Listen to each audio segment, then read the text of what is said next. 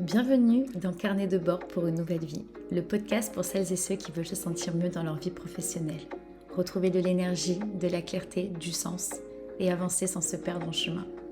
Ici, on parle de ce qui se joue vraiment derrière notre rapport au travail, la fatigue qu'on banalise, la pression qu'on porte, les envies de changement qu'on n'ose pas toujours écouter, les limites qu'on apprend à poser, cette quête d'équilibre entre ambition, santé, liberté et paix intérieure. Et de cette grande question, comment construire une vie pro qui nous ressemble vraiment, sans y laisser notre santé? À travers ce podcast, j'ai envie de t'offrir un espace vrai, simple, humain, sans injonction à devenir parfait, ultra productif ou à tout plaquer sur un coup de tête. Parce qu'on peut vouloir évoluer, réussir, entreprendre ou changer de voie, sans y laisser son énergie, sa joie de vivre, sa santé.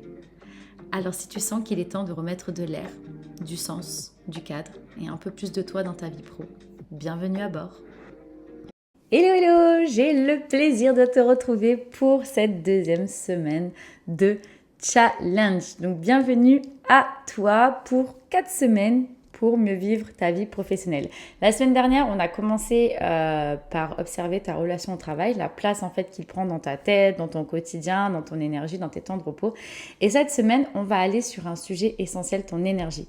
Parce que avant de vouloir être plus efficace, plus productif, plus organisé, plus régulier, il y a une question toute simple, c'est dans quel état je suis vraiment. Donc le sujet de cette deuxième semaine, c'est retrouver de l'énergie sans te mettre la pression. Donc avant de vouloir être productif, il faut commencer par écouter ton énergie.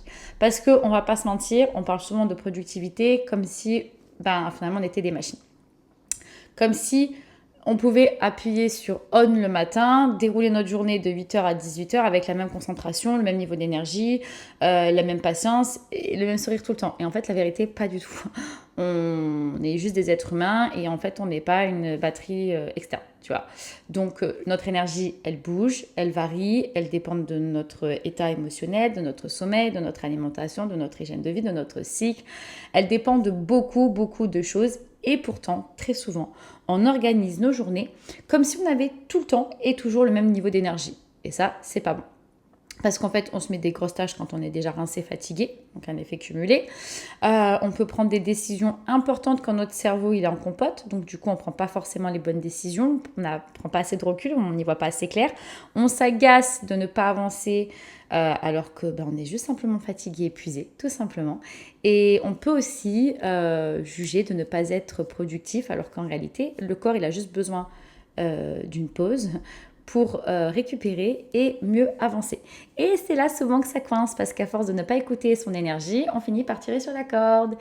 Et donc au début, tu compenses, un peu plus de café, un peu plus de sucre, un peu plus de gras, on repousse les repos, on force, on prend moins de pause, on dit allez, je vais encore tenir un peu. Sauf que tu continues alors que ton corps, en fait, il a déjà levé la main là, au fond de la classe depuis un moment, en disant s'il vous plaît, est-ce que ça peut s'arrêter? Et puis petit à petit, la fatigue s'installe. Et c'est pas juste la fatigue du genre j'ai mal dormi cette nuit, ça passera demain. Non, c'est une fatigue plus profonde qui te parle vraiment. C'est une fatigue nerveuse. Celle où tu dors mais tu récupères pas vraiment, où en fait ton cerveau est saturé dès le matin, où tout te demande un effort, ou même répondre à un message. Ça devient une mission un peu en mode Fort Boyard ou Koh-Lanta, tu vois. Donc cette fatigue-là, elle se règle pas uniquement avec une bonne nuit de sommeil ou 3 jours de vacances, parce que en fait, elle vient souvent d'un système nerveux qui est en surcharge et trop sollicité. Trop de pression, trop de charge mentale, trop d'urgence, trop de je dois, il faut, trop de sollicitations, pas assez de pauses que tu prends finalement dans ton quotidien. Et là, c'est plus question de productivité ou d'efficacité, c'est question de récupération. Et je sais que ce mot, il titille un peu. Parce que dans notre culture, on est dans le faire. Récupérer, ça peut être vu comme une perte de temps. C'est un peu comme ça qu'on l'assimile. Mais pas du tout. Une pause, c'est pas une faiblesse, c'est pas un mal. C'est une pause, c'est un outil de régulation de notre système nerveux. C'est ce qui permet à ton corps et à ton mental de redescendre, de respirer, de s'offrir de l'espace, de retrouver de la clarté. Et parfois, une vraie pause de 10 minutes, tout simplement, te permet de faire en 40 minutes ce que tu aurais traîné pendant peut-être 2-3 heures. Parce que ton cerveau, il est en mode « je suis grillé complet ». Donc non, faire une pause, c'est pas perdre du temps, bien au contraire, c'est éviter de travailler avec un cerveau qui rame, comme un ordinateur que tu n'as pas mis à jour depuis des années. Donc là, en fait, on touche à quelque chose qui est important. C'est le respect de ton rythme, de ton cycle, de ton énergie.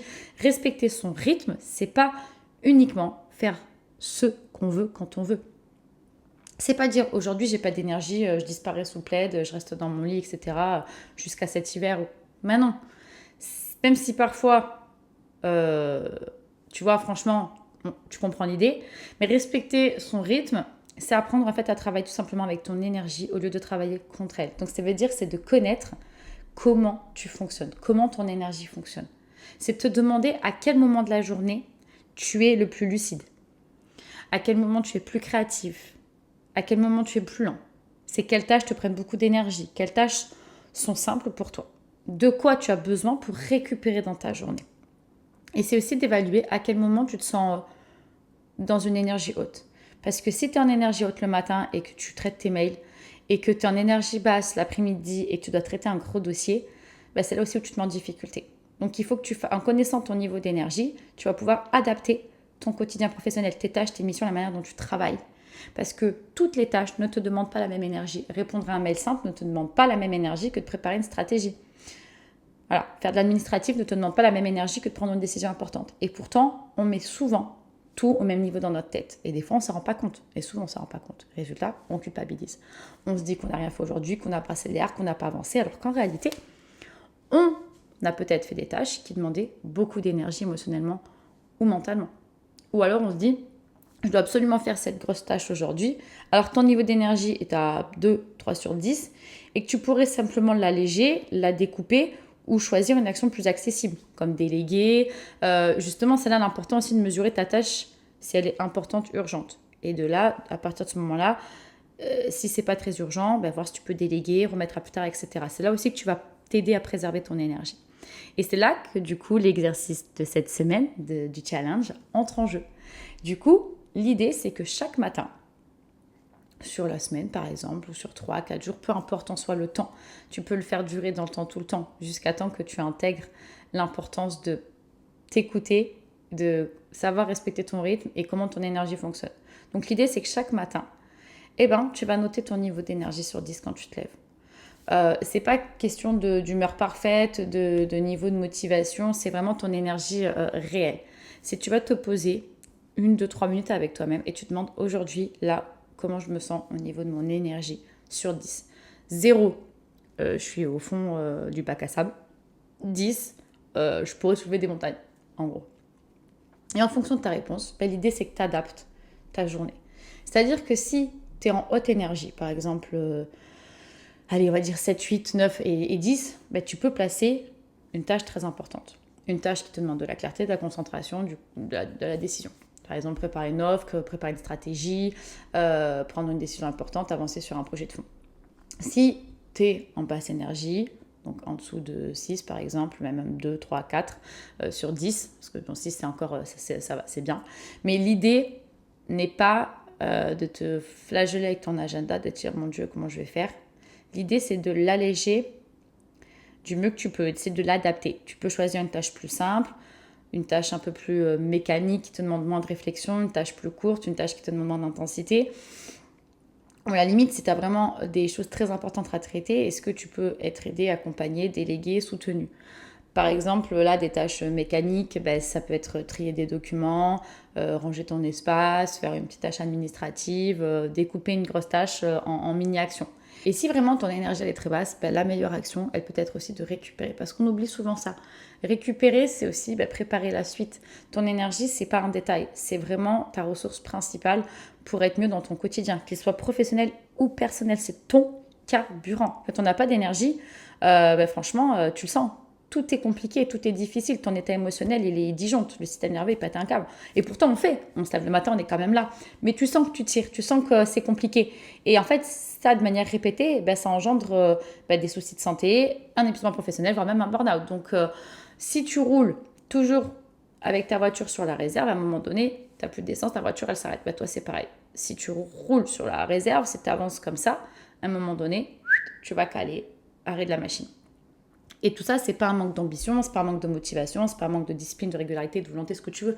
C'est un signal en fait que ton corps t'envoie. Il te parle. Ton corps, c'est avant ta tête en fait. Donc il faut l'écouter. Et c'est justement en te posant avec toi-même, en prenant le temps de récupérer, de te régénérer, que là, tu peux écouter ton corps, les signaux qu'il t'envoie.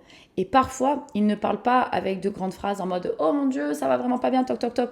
Non, ils t'envoient des tensions musculaires trop répétées que tu n'as pas habituellement, des troubles du sommeil que tu n'avais pas forcément, des problèmes digestifs, une fatigue accumulée, de l'irritabilité, de l'anxiété, des choses qui ne sont pas forcément toi dans ton quotidien, mais en fait qui sont en train de s'installer.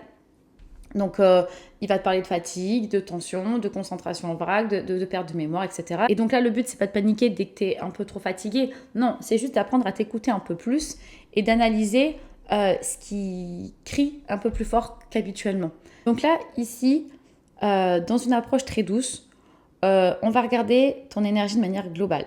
On ne va pas isoler la productivité du reste de ta vie, l'efficacité, etc. Ça fait partie de notre quotidien au travail. Donc ici, il faut comprendre certaines petites choses. Et là, j'enfile ma casquette de naturopathe. C'est que ton énergie, déjà, elle dépend de ton sommeil. Est-ce que tu dors assez? Est-ce que ton sommeil est récupérateur? Est-ce que tu te couches avec ton cerveau qui est encore branché au boulot ou tu arrives à débrancher? Elle dépend aussi de ton alimentation. Est-ce que tu manges suffisamment? Est-ce que tes repas te stabilisent? Ou est-ce que finalement, ils te mettent en montagne russe? Est-ce que tu passes ta journée à tenir au café et avec un peu de courage et de force? Et elle dépend aussi du coup de ton stress. Est-ce que ton système nerveux est constamment en alerte? Est-ce qu'il y a la soupape là? Est-ce que tu as des moments de vrai redescendre dans ta journée? Ton énergie, elle dépend aussi de tes émotions. Parce que faire semblant que tout va bien alors qu'à l'intérieur, ça crie, ça tire dans tous les sens, ça consomme énormément d'énergie et ça, on s'en rend pas compte. Et elle dépend du coup aussi beaucoup de ton rythme. Parce que non, tu ne peux pas être au top tout le temps. Il faut accepter qu'on ne soit pas au top niveau tout le temps. Et moi, la première, il y a des jours où tu avances vite, il y a des jours où c'est plus compliqué, tu as envie de ralentir, c'est beaucoup plus lent. Il y a des jours où tu dois créer, des jours où tu dois justement tenir, des jours où tu dois ralentir pour ne pas t'abîmer. Et ça, en fait, c'est pas un échec, c'est de l'intelligence corporelle. C'est apprendre à travailler avec soi-même. Et je te dis tout ça parce que ce sont des petites choses très simples dans ton quotidien auxquelles tu peux faire attention. Ton niveau de sommeil, ton alimentation, ta gestion du stress, ta gestion des émotions et ton propre rythme. Et ça, tu peux l'observer quotidiennement puisque ça fait partie de toi. C'est pour ça que je parlais d'aller regarder ton énergie de manière globale. Et je parle de naturopathie parce que la naturopathie, c'est tout ce qui est approche naturelle, douce. On parle d'approche holistique, c'est-à-dire que ça prend en compte l'individu dans sa globalité, l'état émotionnel, physique, mental, vraiment l'individu en tant que tel. Et ça passe par tout ce qui est justement hygiène de vie, sommeil, émotions, etc. Donc ici, ce qui est important. Donc ici, à travers cet exercice, ce que je vais te demander de réaliser, c'est très simple. C'est que chaque matin, justement, tu vas noter ton énergie du moment sur 10. Et ensuite, tu vas choisir tes tâches en fonction de ton énergie. Si ton énergie elle est haute, tu choisis une tâche importante, stratégique, créative, peu importe. Si ton énergie est middle, moyenne, tu choisis une tâche un peu utile mais plutôt raisonnable où tu vas découper cette grosse tâche en plusieurs petites tâches. Et si ton énergie elle est basse, tu vas choisir une tâche simple, un peu plus allégée où tu vas t'autoriser finalement un moment de récupération pour mieux revenir demain au travail. Et à la fin de la journée, tu peux ajouter une petite phrase. Est-ce qu'aujourd'hui, j'ai respecté mon énergie? Qu'est-ce que j'ai mis en place? Qu'est-ce qui a fonctionné? Qu'est-ce qui n'a pas fonctionné? Parce que l'idée, c'est que si ce qui fonctionne, tu puisses le réintégrer dans ton quotidien professionnel. Et ce qui n'a pas fonctionné, ça passe à la trappe ou le mettre de côté et ça peut fonctionner pour autre chose. Et là, ce que je te demande, c'est vraiment de ne pas te juger, mais de t'observer en fait. Parce que plus tu observes ton énergie, plus tu apprends à te connaître. Donc, tu arrêtes de fonctionner en mode automatique, tu arrêtes de forcer partout, tout le temps, et tu arrêtes de croire que tu dois produire à chaque fois pareil, tous les jours, dans la même énergie, la même vibes. Et surtout, tu commences à remettre ton corps dans l'équation. Parce que ta vie professionnelle, ça ne passe pas uniquement par ton agenda, elle se passe aussi dans ton corps. Dans ton niveau de tension, dans ta respiration, dans ton sommeil, dans ta fatigue, ta capacité à récupérer, dans ton énergie disponible. Et si tu veux mieux vivre ta vie professionnelle, tu ne peux pas faire comme si ton corps était un détail. Non, il a toute son importance. Ton énergie n'est pas un détail, c'est ton carburant professionnel. Alors cette semaine, du coup, ne cherche pas à en faire plus. Cherche à faire mieux, avec l'énergie que tu as réellement. Et si tu sens justement que tu as besoin d'un support pour poser tout ça, pour faire le point, pour préparer ta rentrée après les vacances plus sereinement et remettre surtout de l'équilibre dans ton quotidien professionnel, tu peux télécharger le kit gratuit de vacances Reset d'été qui se trouve juste en bas de la vidéo. Il est vraiment là pour t'aider à souffler déjà, à clarifier tes besoins, à mieux écouter ton énergie et surtout éviter de repartir dans le même rythme qui va t'épuiser. Alors pour cette semaine, je veux juste que tu retiennes cette chose. C'est chaque matin, tu notes ton niveau d'énergie, puis tu choisis des tâches en fonction de ton niveau d'énergie. Haute énergie, tâche importante. Basse énergie, tâche simple, allégée, en mode récupération. Et donc pas besoin d'être au maximum tous les jours pour avancer, s'il te plaît.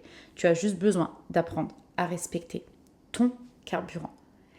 Et j'ai le plaisir du coup de te retrouver la semaine prochaine pour la 3e semaine du Summer Reset Pro. En attendant, prends soin de toi et surtout rappelle-toi, tu n'as pas à t'épuiser pour prouver que tu avances aujourd'hui dans ta vie professionnelle.